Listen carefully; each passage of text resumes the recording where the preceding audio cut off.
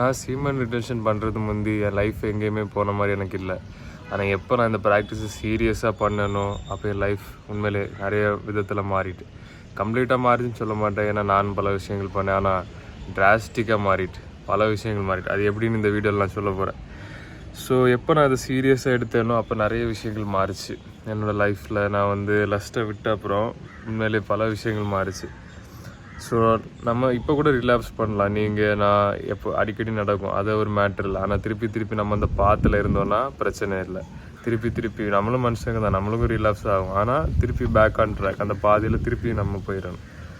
So stay on the பாத். நம்ம என்ன தான் பண்ணாலும் திருப்பி அதை விட்டுட்டு ஹார்ட்டில், நம்ம இதயத்தில் அந்த இன்டென்ஷனை வச்சு திருப்பி இந்த ட்ராக்கில் போகணும். ஸோ எப்படி அப்போன்னா என்ன நடக்குது நீங்கள் இதை விடுறதுனால? ஸோ நம்ம நேச்சர் அந்த டிசைரை ரினவுன்ஸ் பண்ணும்போது யூனிவர்ஸ் நம்ம ரிவார்ட் பண்ணும். அப்படின்னா இப்போ நீங்கள் ஒரு விஷயம் வேண்டாம், எனக்கு இது வேண்டாம், இந்த ஆசை அப்படின்னு நம்ம இன்டெல்ஜ் பண்ணல ஒரு விஷயத்தில். அப்போ யூனிவர்ஸ் என்ன பண்ணுன்னா, இவனுக்கு இது வேண்டாமா, ஓகே இவனுக்கு இது நிறைய கொடுக்கலாம் அப்படின்னு யூனிவர்ஸ் அதிகமாக கொடுக்குற ஒரு பேரண்ட் மாதிரி ஆகும். ஸோ நீங்கள் எனக்கு இது வேண்டாம், எனக்கு இந்த ஆசை வேண்டாம் நீங்கள் ஒதுக்குனீங்கன்னா உங்களுக்கு அதிகமாகவே கிடைக்கும்.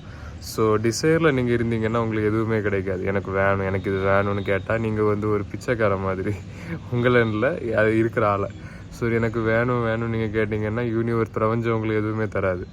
எனக்கு எல்லாமே இருக்குது அப்படின்னு ஒரு முழு மனசோடு இருந்தீங்கன்னா யூனிவர்ஸ் உங்களுக்கு எடுத்து கொடுக்குற ஒரு அம்மா அப்பா மாதிரி இருப்பாங்க. ஸோ எப்போவுமே எனக்கு எல்லாமே இருக்குது அந்த மாதிரி நீங்கள் ஒரு நிலைமையில் இருப்பீங்க சீமன் ரிட்டன்ஷனில் இருந்தால். ஏன்னா உங்களுக்குள்ளே அந்த எனர்ஜி இருக்குது, உங்களுக்குள்ளே அந்த இது இருக்குது, வைட்டாலிட்டி. அதனால உங்களுக்கு யூனிவர்ஸ் அதிகமாக தரும்.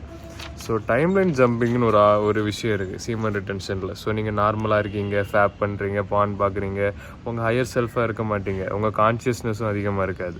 ஆனால் நீங்கள் சீமன் ரிட்டன்ஷனில் இருக்கும்போது உங்கள் கான்ஷியஸ்னஸ் கண்டிப்பாக அதிகமாக இருக்கும். ஏன்னா நீங்கள் தப்பான விஷயத்தில் மூழ்கலை. அப்புறம் நீங்கள் மெடிடேட் பண்ணலாம், நிறைய விஷயங்கள் பண்ணலாம். அப்போ டைம்லைன் ஜம்பிங் எப்படின்னா, இப்போது எக்ஸாம்பிள் என்ன எடுத்துவாங்க, என் ஜான், எனக்கு வயசு 25. அப்போ நான் லோவர் செல்ஃபாக இருக்கேன், ஒன்றுமே நடக்கலை. ஆனால் என்னோடய ஹையஸ்ட் செல்ஃபில் நான் மேபி ஒரு ஸ்கூலில் டீச்சராக இருக்கலாம், இல்லை எதாவது பண்ணிகிட்ருக்கலாம், அப்படி பெரிய ஒரு இதில் இருக்கலாம். ஆக்சுவலாக நான் ஒரு இங்கிலீஷ் டீச்சர் தான். இப்போ நான் வேறு ஒரு வேலையாக இன்னும் வேலையில் தான் இருக்கேன். ஸோ அப்படி உங்களோட ஹையர் செல்ஃபில் நீங்கள் மாறலாம். அப்படின்னா இப்போ உங்கள் வெர்ஷன் நீங்கள் தான் ஒரு ஆள்னு வச்சுக்கோங்க, உங்களோட ஹையஸ்ட் செல்ஃப் என்ன பண்ணுவாங்களோ அதை நீங்கள் பண்ணிகிட்ருப்பீங்க அந்த நேரத்தில். அதுதான் டைம்லைன் ஜம்பிங். இப்போது இதே நேரத்தில் வேறு ஒரு பிரபஞ்சத்தில் நீங்கள் சூப்பரான ஒரு ஆளாக இருக்கலாம். அதாவது ஒரு டிவி ரிமோட்டில் நம்ம சேனல் மாற்றுற மாதிரி நம்மளோட ஹையர் செல்ஃபை டியூன் பண்ணலாம் இந்த சீமன் ரிட்டன்ஷன் ப்ராக்டிஸில் இருக்கும்போது. ஸோ அதான் டைம்லைன் ஜம்பிங். நோட்டு வேறு வச்சு பேச கொஞ்சம் கஷ்டமாக இருக்குது, நான் கையில் தூக்கி வச்சிடறேன். So timeline jumping. சரி, இப்போ நம்ம சூப்பரான விஷயத்துக்கு வருவோம், உமன் அட்ராக்ஷன். ஸோ அது எப்படி நடக்கும் சீமன் ரிட்டன்ஷனில்? இது உண்மையா பொய்யா? என்னோடய அனுபவத்தை நான் சொல்கிறேன். ஸோ ட்ரூ ஸ்டோரிஸ் சொல்கிறேன். அதாவது நான் சீமன் ரிட்டன்ஷனில் இருக்கிறதுக்கு முன்னாடி வரைக்கும் அந்த ஒரு ப்ரைமல் அட்ராக்ஷனை நான் ஃபீல் பண்ணதே இல்லை.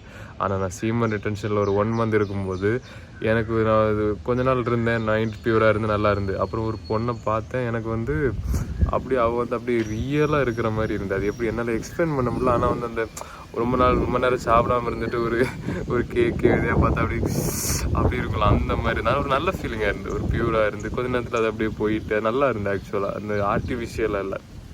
இப்போ நீங்கள் ஹார்னியாக இருக்கீங்க, ஒரு இதாக மூடாக இருக்கீங்க, அது தப்பு. அது தப்பு இல்லை, எல்லாம் ஓகே. ஆனால் அது எப்படி சொல்ல, அது அனிமலிஸ்டிக் ப்ரைமல். அது உங்களோட லோவர் செல்ஃப், ஹையர் செல்ஃபில். ஸோ அது நல்ல ஃபீல் ஆகாது. அது ஆசை, அது டிசைர், நம்ம ஆல்ரெடி சொன்ன மாதிரி.